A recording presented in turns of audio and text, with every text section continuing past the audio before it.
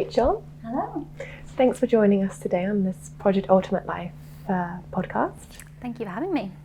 So Rachel is a personal trainer and a clinical pharmacist.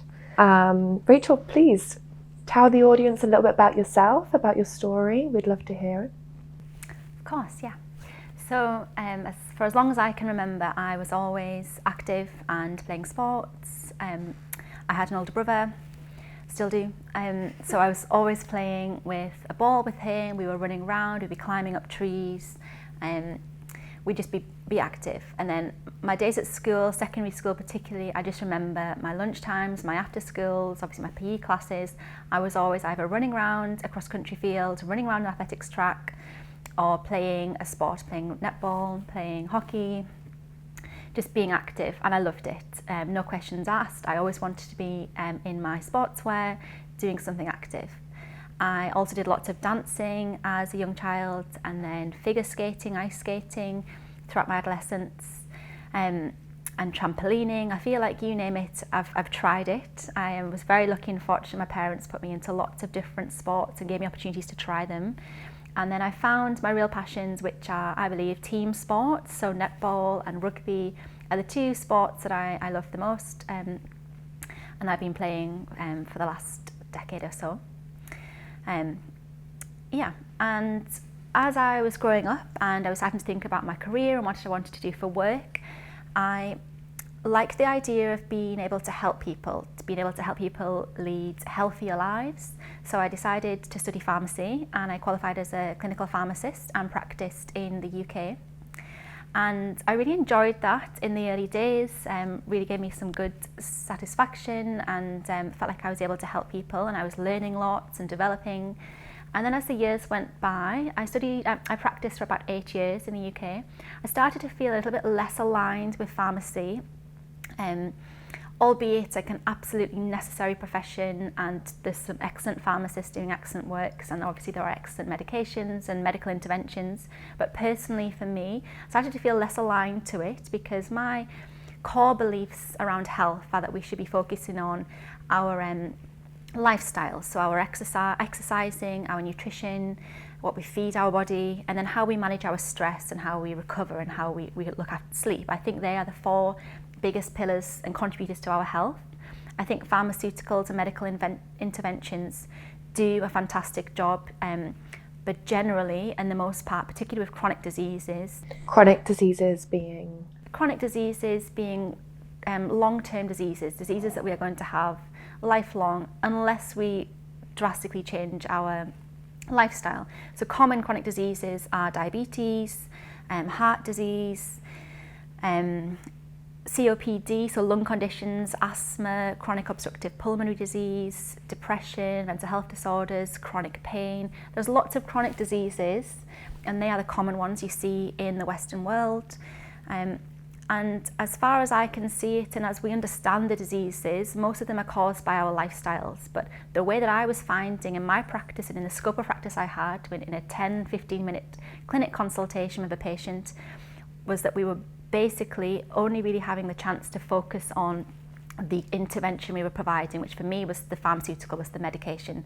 I was prescribing and changing, adjusting medications, but I really the whole time believed that I wish I had more time and gave more emphasis on the lifestyle factors, because I believed that they were going to help the person more. So in my practice, this was starting to manifest to me that that's how I was starting to feel, and I decided that I wanted to upskill myself in nutrition. In my pharmacy degree, I don't think we even did any nutrition education or any lectures. If we did, there were very few. And I hear that's across the board with healthcare professionals, doctors, dentists, nurses are the same. We actually don't get much formal nutrition education. I think it's assumed knowledge, which is a shame because it's such a big component for health. So I decided to upskill myself in nutrition and study a master's in clinical nutrition. And that was for the main purpose of upskilling my knowledge so that I could help my patients and help them to help their diseases and their health. And did you find that you were able to help them by having this knowledge, or was there still that time factor with them? I found not as much as I wanted to. I still felt the pressure of my role. My role is to manage their medications. And the time constraints meant that if I did spend the time and energy discussing nutrition with my clients, I would find that my clinic would be running late all day and I'd be playing catch up, and I just didn't feel like I had the time and resource to do it as well as I wanted to. And I think it was the setting I was in, and maybe that career and that setting wasn't quite right for me then, right now. So I have stopped practicing as a pharmacist full time. I still do hold my license and still do practice when I'm back in the UK. But I've taken my career in a different direction. I'm now working full time as a personal trainer here in Qatar. And I love being able to work with my clients one-on-one, which is very similar to how I worked with patients in the pharmacy setting. But I now work with them one-on-one, and we have much more contact time together. So a session would be an hour and I would see this person 2 or 3, 4 times a week. So I have much more time and opportunity to really help them develop and change their habits, improve their lifestyle, improve their health. And I do that via exercise and nutrition advice in the 2 big pillars, but we also focus on stress management and sleep as just a holistic way to manage, in what I believe, health. Wow, lucky clients. I do have a unique skill set, having had healthcare professional background and pharmacy background, and now my interest and passion and knowledge in nutrition, as well as my personal training and my background in sport all my life. So I do believe I have like various skills that can help a person, a client, to be healthier, to live a healthier life, to shape and address their habits. I don't really believe in any quick fixes or drastic changes, but I believe in sustainable lifelong habits that people can just adapt as part of their lifestyle. So it sounds like you are passionate about helping others holistically and long term. I'm just wondering, during that journey of wanting to help others, was there a time in your life that you needed to maybe help yourself in some way? Like, have there been any health issues, any personal health issues that you are comfortable to share with us? That's a really good question, because I think often people assume healthcare professionals and fitness professionals, which is, what I am, that they don't have any struggles, that they have the motivation, they have the health, but we are human. I am a human, and I have had my own battles with health and my relationship with food particularly. I've also always, as I mentioned at the beginning, just really loved exercise. I've always noticed that it makes me feel better afterwards. I enjoyed the moment of it. I've never had to really force myself or find motivation or dig deep for motivation to exercise. It's always been a part of my life. So in that regard, other than when I have injuries, exercise is just habitual for me. But my relationship with food, I would say currently I believe I have a healthy relationship with food, and I have found food freedom. I enjoy a wide variety of food and a balanced diet, but it hasn't always been the case.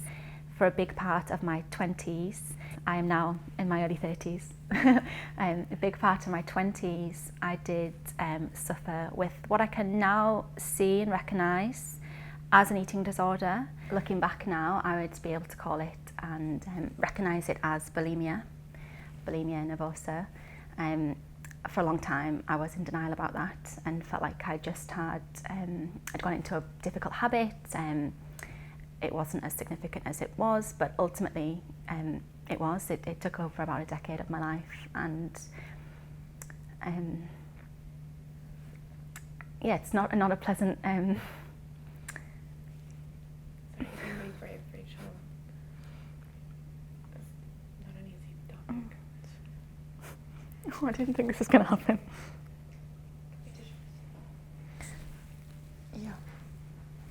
Yeah.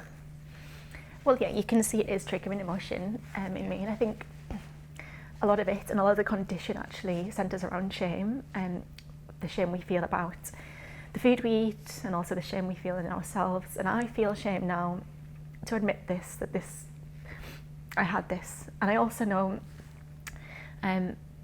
it's a health condition. It's through no fault of my own, but I did believe for a long time that it shouldn't affect me because I am a healthcare professional, I am a fitness professional, and that I should know better and be able to avoid this. But the actual reality is it's probably comes with higher prevalence in this industry because we have pressure to look a certain way. So yeah, I'll tell you a little bit about it. I would have periods of being unable to control what I was eating and binging and then purging.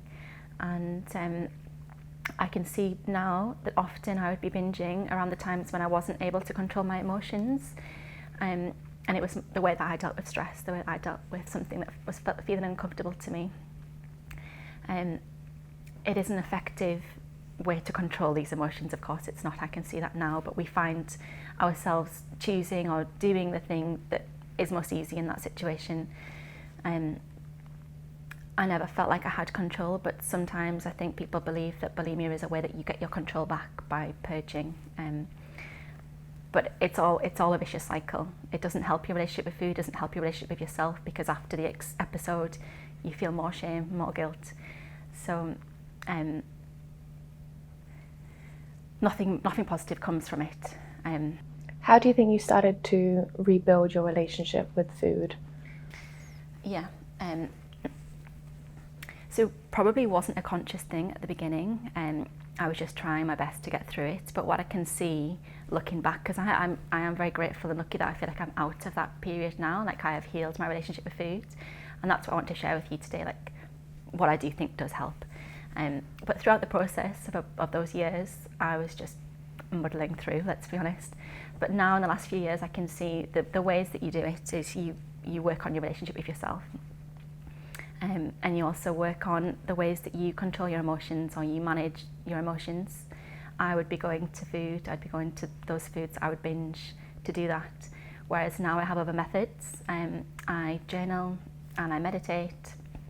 I've also focused on building other areas of life that we know help holistically, like having good friendships and good connections, pursuing your passions, giving yourself a good focus. So they are the things that started to help build myself and my relationship with myself. And then the actual relationship with food and the things that helped me and that I really believe in and advocate for with patients and clients now is to try to work towards having full food freedom. Food freedom, in my mind, is where we can eat what we want, when we want, and enjoy it for what it is without the associated guilt or shame. And I think the main methods to do that are to stop the over-restriction of diets. We're often going into diets now that will restrict certain macronutrients or certain number of calories.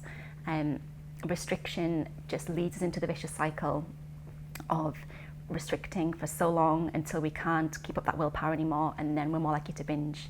And the cycle is vicious, it just continues.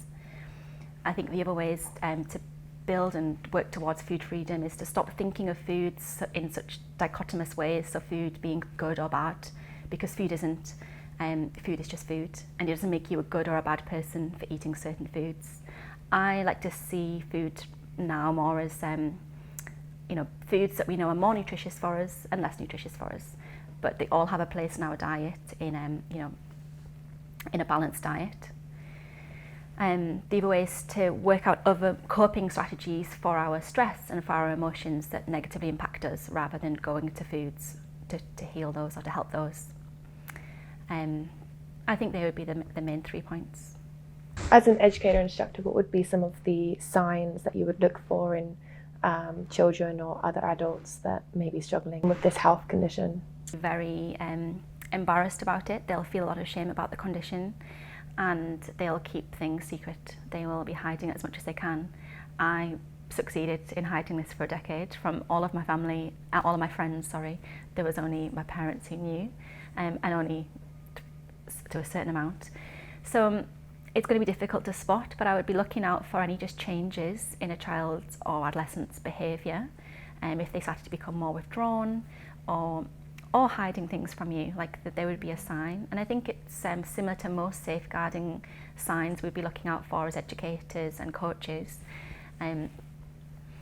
Some of the telltale hints would be if they were spending more time in the toilet, going to the toilet more frequently, that's probably where they're going to be going to purge, if that's part of their condition and their symptomology.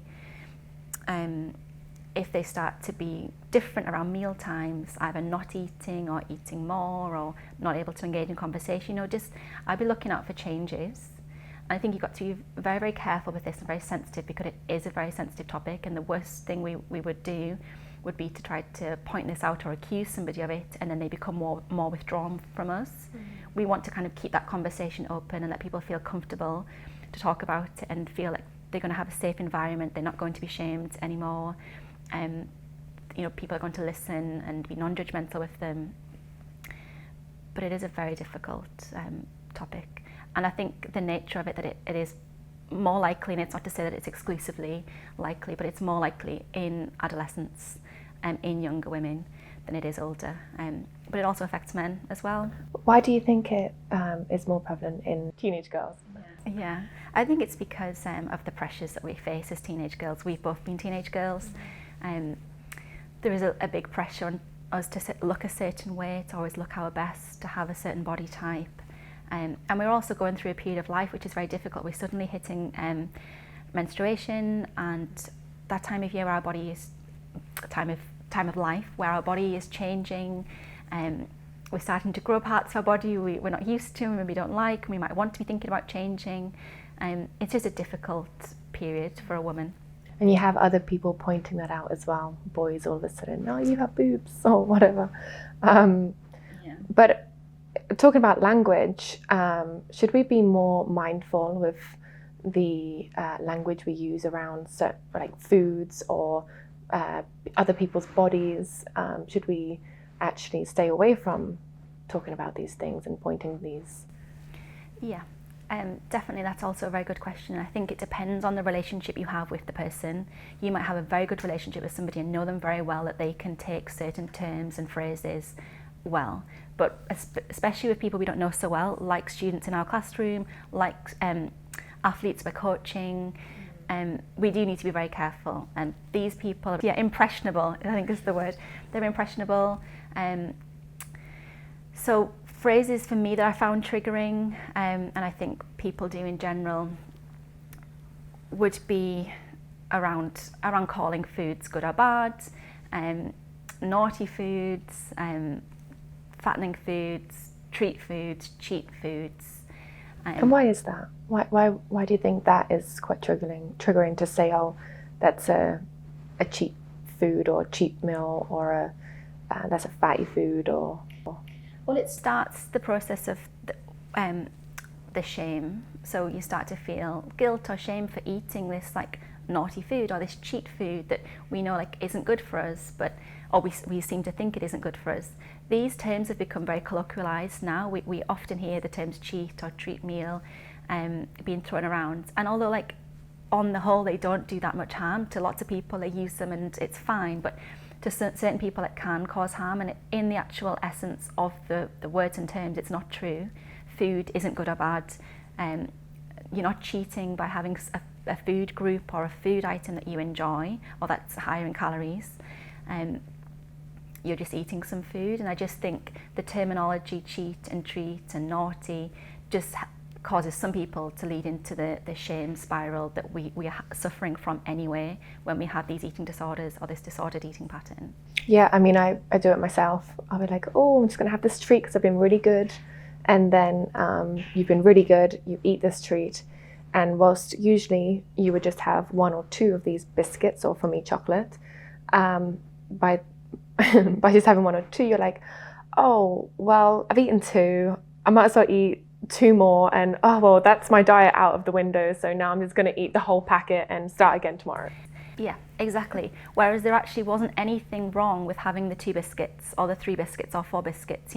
If you were able to have them with food freedom, enjoy them for what they were, not give yourself guilt or shame afterwards, and then carry on with your healthy lifestyle moving forwards, there wouldn't have been a problem. But yes, you're right, like that is very common feeling for people, that you have like oh well, I've ruined it anyway, I might as well completely ruin it, like completely throw the bucket in. And obviously that just makes it 10 times worse. And it makes it worse because you've had all that extra calories, you know. But the main thing that's worse is then how you feel about yourself. You feel like you completely let yourself down, you completely let yourself go.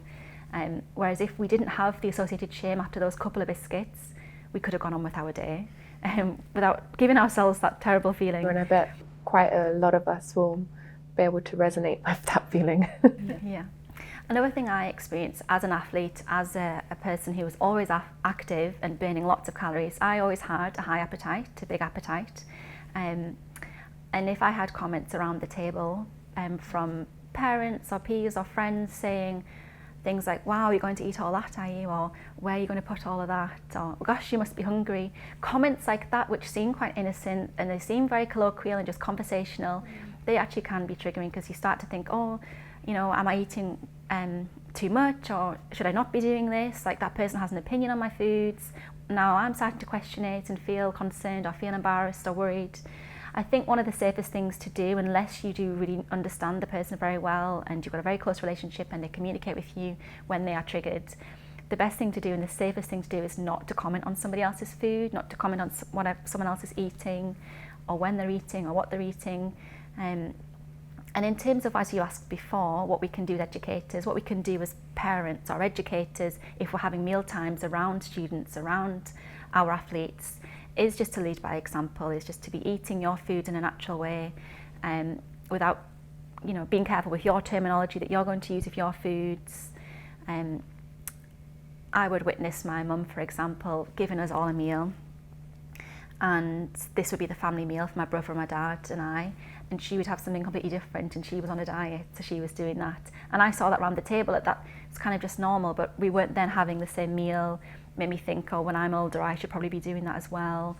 It just kind of made me think that diets and having these different meals to the family was normal. And now, do you feel like it's not normal? Or how do you feel about that now? I think it's difficult for me to say what's normal for somebody else. That was what my mum wanted to do and what she did do. But it made me think, it just made me see diets and different thoughts about meals and how we eat as a young person. And I think, you know, lots of these different experiences shape who we become and what we start to believe and think about food. I've had to work really hard in the last couple of years to heal my relationship with food, because I did have a disordered eating pattern. I did have an eating disorder. So yeah, I think I'm more sensitive than most people would be to those types of things. We talked about not commenting on other people's foods. And what about when we think it's innocent, like, wow, you've lost loads of weight, or commenting on someone's appearance or weight? Do you think that has just as much of a triggering point for some people as well? Because you think you're being nice, like, oh my God, you look so healthy, but is that the right thing to do? I think we've got to be mindful about, like, whose business that is. Like, is somebody else's body shape and size and weight change our business and for us to comment on? And for most cases, it's not. And your intentions might be good and honest. You might be there just trying to compliment somebody or make them feel better. But we actually don't know the backstory always.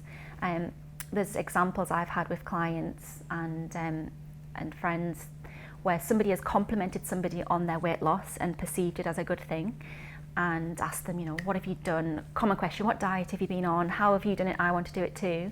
And the person hasn't actually been intending to lose weight. They haven't been on a diet. And in fact, it's been a response to a difficult period in their life, like a grief.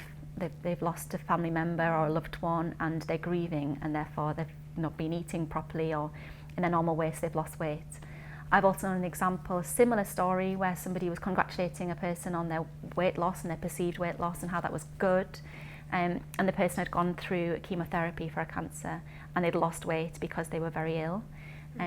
So weight loss isn't always a good thing, isn't always what the person is wanting, and doesn't necessarily mean that they're happy or they're healthy.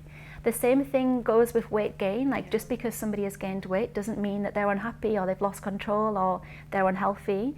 They could have been trying to lose weight, or they could have gained a little bit of weight because they're actually very, very happy and content in their life, and they've relaxed lots of different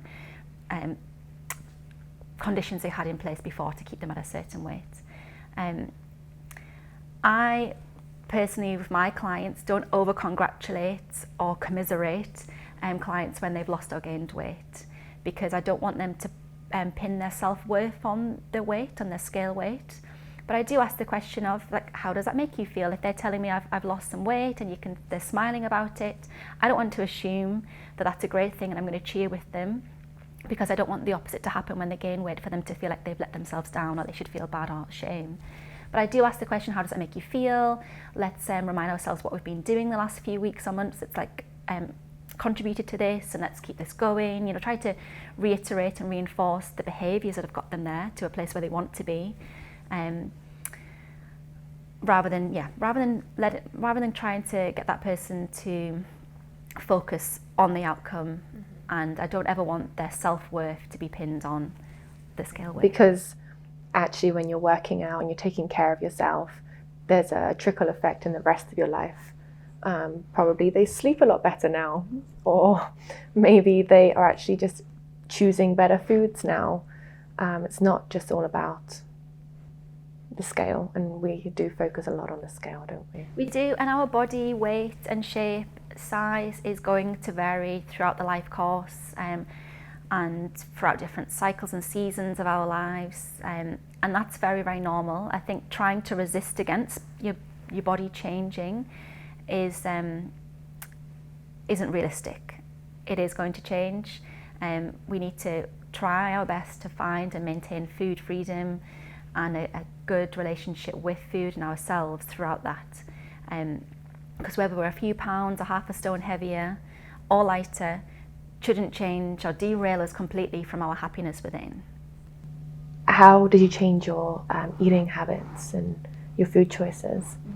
Yeah, I did kind of gloss over that. I do think the way to get through eating disorders is to look deeper into the psychological issue and to work on that and to heal that. And you can do that with the help of psychology input and therapists and things. But actually, you've made a good point there with what I did differently with my food. So I did quite consciously change my food habits, and throughout that period, and that was an influential time of my life, it was through my whole 20s, I started to ask myself, who I was and what I wanted to be and what my food choices were going to be. It was in that period that I became vegetarian, and for me that's a food choice that works for me, for my values and ethics. But it gave me a little bit of an opportunity to get my own identity again and decide what I'm going to eat and why. But what I did myself, my problem with the binging foods was generally sugary foods, so chocolate, biscuits. They were the foods that I'd go to binge. So I tried to get alternatives to those, the foods that I could have and satisfy the sweet craving I was having, satisfy that. You're doing good, Rachel. To satisfy your sugar craving. So I started to make my own food. I took a lot more interest in cooking and food preparation and food prepping, and that's when that started, and that has become part of my lifestyle and my daily habits now. I always prepare my own foods. Well, most of the time, 70-80% of the time, I'll prepare my own foods. I know what's going into the foods and what's going into my body. Foods that I found really helpful in the beginning stage to help me kind of beat the addiction almost to the sugary foods and that cycle of binging on sugary foods was making my own energy balls. No, I can't coin that as my own. Deliciously Ella taught me them, but there's lots of different people who make them, different varieties, but they're effectively an energy ball made out of dates as the base that gives you the sweet taste, chia seeds, nuts, nut butters all together, and they're actually very, very delicious. But what I do find with them is that they're more filling and satiating than like a chocolate biscuit or a chocolate cake. So I wouldn't actually want to have as many of them. It's not a food that I wanted to binge or was able to binge because I'd start to feel full. So I'd have one or two of those. It would satisfy my sweet cravings, and then I would find that I would not need to be binging or not feel like I wanted to binge anything else. So things like that in the early days started to help me, focusing on preparing and cooking my own foods. I also started to make my own granola, my own pancakes, my own breakfast foods, because I was finding and realising that lots of the foods I was going for, like cereals, sugary cereals in the morning, was just kick-starting my cravings for sugar. It was just giving my brain and my microbiome that sugar, and then it was meaning that I was craving it more as the day went on. And if I'm not taking away anything from what I've said about healing my relationship with myself and dealing with managing my own stresses and my emotions, because that is a big factor of it, but it also is cravings for sugar that I was feeling as well. So I did that part with the food myself to try to help reduce my cravings and satisfy them in other ways with food. Earlier you spoke a little bit, you mentioned food freedom. Yeah. Can you please tell us what that is, what it looks like, and how do we get there? Yeah. Food freedom is a non-diet approach to how we see food, and it includes tuning into our hunger and our cues of feeling full and satiated. It takes out the morality of food, and it promotes health behaviours rather than focusing on the scales. So it means effectively we can eat what we want when we want, and we don't feel the shame. We have a balanced approach to it and we enjoy it for what it is. Some ways to get to food freedom, as far as I'm concerned, would be to take away the terms good and bad food and to see food as food, to enjoy our food when we eat it for what it is, to listen to our hunger, to look to other ways to control and manage our emotions that aren't food related, and where necessary and appropriate, seek a healthcare professional or advice from somebody who can meet you where you are at the moment, and also to respect your body. And say good things to it. Yeah, be kind to your body, be kind to yourself. I mentioned before, like, the relationship we have with ourselves is the most important relationship we're ever going to have, so be nice to it, look after it. If we're punishing it all the time because we've eaten foods that we don't agree as being good, then we're not kind to our body. I certainly wasn't kind to my body for 10 years. And I'm very grateful that I've got to this point now where I feel out of it and I'm able to hopefully help other people with their relationship with foods, and empathise with them because I have that lived experience.